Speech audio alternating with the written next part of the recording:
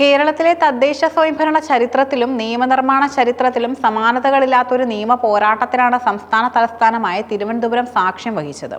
തിരുവനന്തപുരം നഗരസഭയിലെ കൗൺസിലർമാരുടെ സത്യപ്രതിജ്ഞാ ചടങ്ങുമായി ബന്ധപ്പെട്ട് ഉയർന്നുവന്ന തർക്കങ്ങളും അതിന്മേൽ കേരള ഹൈക്കോടതി പുറപ്പെടുവിച്ച സുപ്രധാന വിധിയും ഇന്ത്യൻ ഭരണഘടനയുടെ അന്തസ്സത്തെയും നിയമവാഴ്ചയും വീണ്ടും അടിവരയിട്ട് ഉറപ്പിക്കുന്നതാണ്.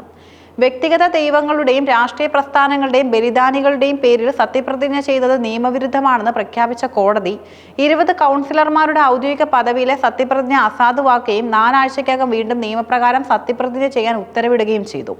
ജനാധിപത്യ പ്രക്രിയയിലെ കൃത്യതയും മതേതര മൂല്യങ്ങളും ഉയർത്തിപ്പിടിക്കുന്ന ഒന്നാണ് ഈ വിധി പ്രസ്താവം.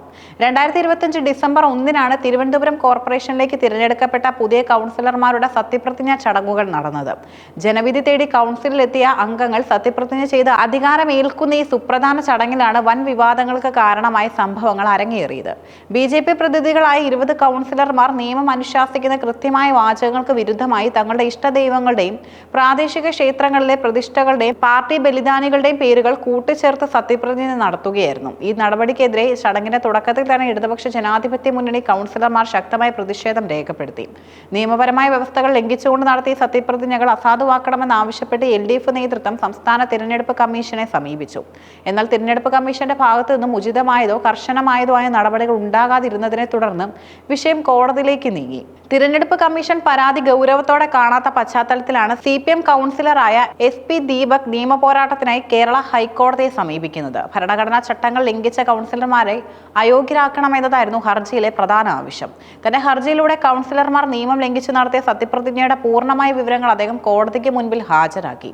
BJP കൗൺസിലർമാർ പൊതുവായ ദൈവനാമത്തിന് പകരം ഉപയോഗിച്ച വിവിധ പേരുകളുടെ പട്ടികയും ഹർജിയിൽ വ്യക്തമാക്കിയിരുന്നു. ഹർജിയിൽ ചൂണ്ടിക്കാണിച്ച ചില പ്രധാന നാമങ്ങൾ ഇവയാണ്: അയ്യപ്പസ്വാമി, ആറ്റുകാലമ്മ, ശ്രീ പത്മനാഭസ്വാമി, ഉദയന്നൂർ ദേവി, കാവിലമ്മ, ഭഗവത് നാമം, ശ്രീ മഹാവിഷ്ണു, ശ്രീകണ്ഠേശ്വരൻ അമ്മയ്യപ്പൻ, തിരുവല്ലം പരശുരാമൻ, ശ്രീ ഇരുങ്കുളങ്ങര ദുർഗാ ഭഗവതി, കാര്യവട്ടം ശ്രീ ധർമ്മശാസ്താവ്. ദേശീയ പ്രതീകങ്ങൾ: ഭാരതാംബ, ഭാരതമാതാവ്, ഗുരുദേവൻ. എന്റെ പ്രസ്ഥാനത്തിലെ ബലിദാനികളുടെ പേരിൽ ഭരണഘടനാപരമായ പദവികൾ അലങ്കരിക്കുന്ന വ്യക്തികൾ ഇത്തരം സങ്കുചിതമോ വ്യക്തിപരമോ ആയ പ്രയോഗങ്ങൾ ഔദ്യോഗിക ചടങ്ങുകളിൽ നടത്തുന്നത് നിയമവ്യവസ്ഥയെ വെല്ലുവിളിക്കുന്നതിന് തുല്യമാണെന്ന് ഹർജിക്കാരൻ വാദിച്ചു. ഈ കേസിന്റെ നിയമപരമായ അടിത്തറ നിൽക്കുന്നത് കേരള മുനിസിപ്പാലിറ്റി നിയമം 1994-ലാണ്. ഇതനുസരിച്ച് തദ്ദേശ സ്ഥാപനങ്ങളിലെ അംഗങ്ങൾ അധികാരമേൽക്കുമ്പോൾ ചൊല്ലേണ്ട സത്യപ്രതിജ്ഞാ വാചകങ്ങൾക്ക് കൃത്യമായ ഘടനയുണ്ട്. നിയമപ്രകാരം ഒരു ജനപ്രതിനിധിക്ക് 2 രീതിയിൽ മാത്രമേ സത്യപ്രതിജ്ഞ ചെയ്യാൻ സാധിക്കുകയുള്ളൂ. ഇവിടെ ദൈവം എന്ന പൊതുവായ വാക്ക് മാത്രമാണ് ഉപയോഗിക്കേണ്ടത്. ഈശ്വര വിശ്വാസമില്ലാത്തവർക്കോ മതനിരപേക്ഷ നിലപാട് ഉയർത്തിപ്പിടിക്കുന്നവർക്കോ ദൃഢപ്രതിജ്ഞ ചെയ്യാൻ ഈ മാർഗം സ്വീകരിക്കാം. ഇതിന് വിരുദ്ധമായി സ്വന്തം താല്പര്യപ്രകാരം വാക്കുകൾ കൂട്ടിച്ചേർക്കാനോ മാറ്റം വരുത്താനോ ഒരു ജനപ്രതിനിധിക്കും അവകാശമില്ല. നിയമം അനുശാസിക്കുന്ന ഫോർമാറ്റിൽ നിന്നും വ്യതിചലിക്കുന്നത് സത്യപ്രതിജ്ഞയെ തന്നെ അസാധുവാക്കുമെന്നതാണ് നിയമപരമായ വസ്തുത. ഈ വാദമാണ് ഹർജിക്കാരൻ കോടതിയിൽ ഉടനീളം ഉയർത്തിയത്. ഹർജി വിശദമായി പരിശോധിച്ച കേരള ഹൈക്കോടതി വളരെ ദൂരവ്യാപകമായ പ്രത്യാഘാതങ്ങളുള്ള നിരീക്ഷണങ്ങളാണ് നടത്തിയത്. ദൈവം എന്നത് ഓരോ വ്യക്തിക്കും വ്യത്യസ്തമായിരിക്കാം. ഒരാളുടെ ദൈവം ചിലപ്പോൾ ജീവിച്ചിരിക്കുന്ന ഒരു വ്യക്തിയാകാം, അല്ലെങ്കിൽ ആൾദൈവങ്ങളാകാം. അത് ഓരോരുത്തരുടെയും തികച്ചും വ്യക്തിപരമായ അവകാശവും സ്വാതന്ത്ര്യവുമാണ്. എന്നാൽ ഒരാൾ വിശ്വസിക്കുന്ന അത്തരം പ്രത്യേക ദൈവത്തിന്റെയോ വ്യക്തിയുടെയോ പേരിൽ ഔദ്യോഗികമായി ഒരു പദവിയിലേക്ക് സത്യപ്രതിജ്ഞ ചെയ്യാൻ നിയമം അനുവദിക്കുന്നുണ്ടോ എന്നത് പരിശോധിക്കപ്പെടേണ്ടതുണ്ട്. ഈ നിരീക്ഷണത്തിലൂടെ കോടതി വ്യക്തമാക്കിയത് വ്യക്തിപരമായ വിശ്വാസ സ്വാതന്ത്ര്യം ഭരണഘടന ഉറപ്പ് നൽകുന്നുണ്ടെങ്കിലും ഒരു ഔദ്യോഗിക പദവി ഏറ്റെടുക്കുമ്പോൾ പാലിക്കേണ്ട നിയമപരമായ നിഷ്കർഷങ്ങൾക്ക് അത് മുകളിലല്ല എന്നാണ്. അന്തിമവിധി പ്രസ്താവിച്ച കോടതി ദൈവങ്ങളുടെയും ബലിദാനികളുടെയും പേരിൽ സത്യപ്രതിജ്ഞ ചെയ്ത 20 BJP കൗൺസിലർമാരുടെ സത്യപ്രതിജ്ഞകൾ പൂർണ്ണമായും അസാധുവാണെന്ന് പ്രഖ്യാപിച്ചു.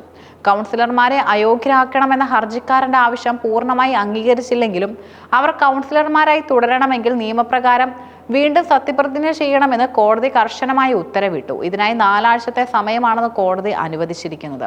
കേരള ഹൈക്കോടതിയിലെ ഈ വിധി ഇന്ത്യൻ ജനാധിപത്യ വ്യവസ്ഥയിൽ നിരവധി കാരണങ്ങളാൽ വളരെ പ്രധാനപ്പെട്ടതാണ്. നിയമം നിർമ്മിച്ചിരിക്കുന്നത് ഒരു കൃത്യമായ ലക്ഷ്യത്തോടെയാണ്. ഔദ്യോഗിക പദവികളിൽ ഇരിക്കുന്നവർ തങ്ങളുടെ വ്യക്തിപരമായ രാഷ്ട്രീയ മത നിലപാടുകൾ പൊതുവേദിയിൽ അടിച്ചേൽപ്പിക്കാൻ ശ്രമിക്കുന്നത് തടയാൻ ഈ വിധി സഹായിക്കും. ഇന്ത്യ എന്ന മതേതര രാജ്യത്ത് ഭരണഘടനാ സ്ഥാപനങ്ങൾ ഏതെങ്കിലും ഒരു പ്രത്യേക മതവിഭാഗത്തിന്റെ വിശ്വാസത്തോടോ കൂടുതൽ ആഭിമുഖ്യം പുലർത്താൻ പാടില്ല. ദൈവം എന്ന പൊതുവാചകം എല്ലാവരെയും ഉൾക്കൊള്ളുന്നതാണ്. അതിനെ പ്രാദേശികവൽക്കരിക്കുകയോ വിഭജിക്കുകയോ ചെയ്യുന്നത് മതേതരത്വത്തിന് ഭീഷണിയാണ്. രാഷ്ട്രീയ പാർട്ടികൾ തങ്ങളുടെ അണികളെ പ്രീതിപ്പെടുത്താനോ വൈകാരികമായ വോട്ട് ബാങ്ക് ലക്ഷ്യമിട്ടോ ബലിദാനികളെ പോലുള്ള പ്രയോഗങ്ങൾ സത്യപ്രതിജ്ഞയിൽ കൊണ്ടുവരുന്നത് നിയമവിരുദ്ധമാണെന്ന് കോടതി അടിവരയിട്ട് പറഞ്ഞു. ഇത് ഭാവിയിൽ ഇത്തരം പ്രവണതകൾ ആവർത്തിക്കാതിരിക്കാൻ സഹായിക്കും. തിരുവനന്തപുരം കോർപ്പറേഷനിലെ സത്യപ്രതിജ്ഞാ വിവാദവും തുടർന്നുള്ള ഹൈക്കോടതി വിധിയും നിയമവാഴ്ചയുടെ വിജയമായാണ് കാണിക്കുന്നത്. ജനപ്രതിനിധികൾ നിയമം നിർമ്മിക്കുന്നവരോ അത് പാലിക്കാൻ ബാധ്യസ്ഥരായവരോ ആണ്. അവർ തന്നെ നിയമത്തിന്റെ ലംഘകരാകുമ്പോൾ കോടതികൾക്ക് ഇടപെടേണ്ടി വരുന്നു. 4 ആഴ്ചയ്ക്കകം വീണ്ടും സത്യപ്രതിജ്ഞ ചെയ്യാൻ ആവശ്യപ്പെടുന്നതിലൂടെ കൗൺസിലർമാരുടെ തങ്ങളുടെ തെറ്റുകൾ തിരുത്താനുള്ള അവസരമാണ് കോടതി നൽകിയിരിക്കുന്നത്. വരും ദിവസങ്ങളിൽ കൃത്യമായ നിയമപ്രകാരം ദൈവനാമത്തിലോ സഗൗരവമോ സത്യപ്രതിജ്ഞ ചെയ്ത് നഗരസഭയുടെ വികസന പ്രവർത്തനങ്ങളിൽ പങ്കാളികളാകാൻ ഈ ജനപ്രതിനിധികൾ തയ്യാറാകേണ്ടതുണ്ട്. ഭരണഘടന നൽകുന്ന മാർഗനിർദ്ദേശങ്ങൾ പാലിച്ചുകൊണ്ട് മാത്രമേ ഒരു ജനാധിപത്യ സംവിധാനത്തിന് മുന്നോട്ടു പോകാൻ കഴിയൂ എന്ന വലിയൊരു സന്ദേശമാണ് ഈ വിധിയിലൂടെ കേരള സമൂഹം ചർച്ച ചെയ്യുന്നത്.